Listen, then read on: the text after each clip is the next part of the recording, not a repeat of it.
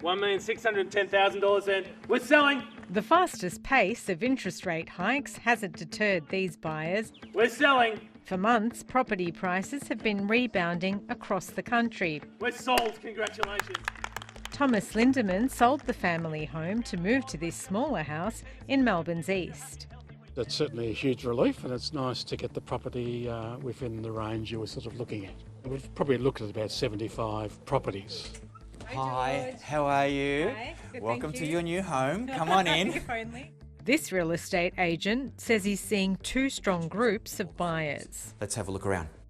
You've got your young couples, kind of first home buyers that are getting money from the bank of mum and dad.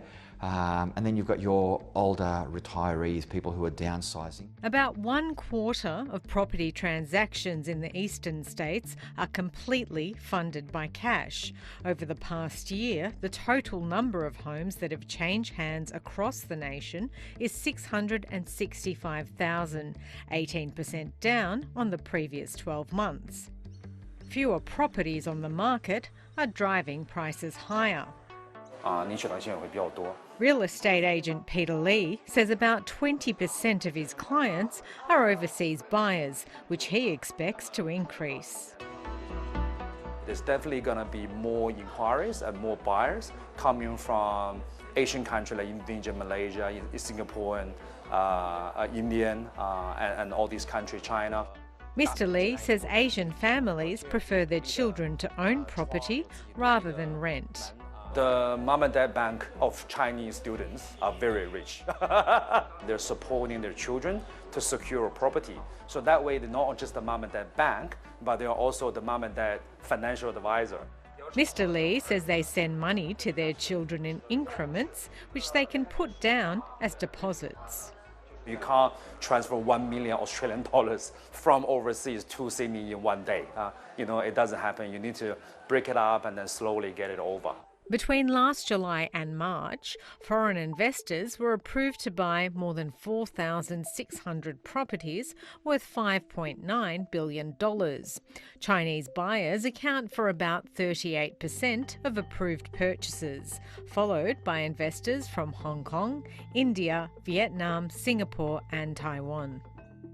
Overseas migration plays a big role in the property market and the trend of people or who are buying. So whether they are buying as an owner-occupied or investment. Hi, Helia speaking. Mortgage broker turned wealth coach Helia Singh says her clients are mostly cashed up overseas buyers who come to Australia on business visas. They're bringing about at least $400,000 to $500,000 as part of their visa requirement, and they are happy to invest at least half of that into property market. Amina Nakhbov came to Australia on a business visa 4 years ago. Coming from Iran, she was hoping the property market here would be easier to break into. Tehran is one of the expensive cities in the world.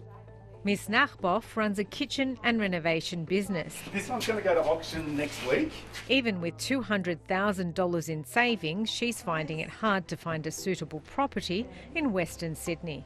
I want to expand my business, so I prefer to bring some more money from overseas and not have to pay that much mortgage. House prices are rising across the country despite borrowing capacity being cut by about a third under higher interest rates. Some economists are tipping at least one more rate hike is on the cards. Yay! Higher rates remain a concern for many, but for those who've landed their dream home and are debt-free, the stress is finally over.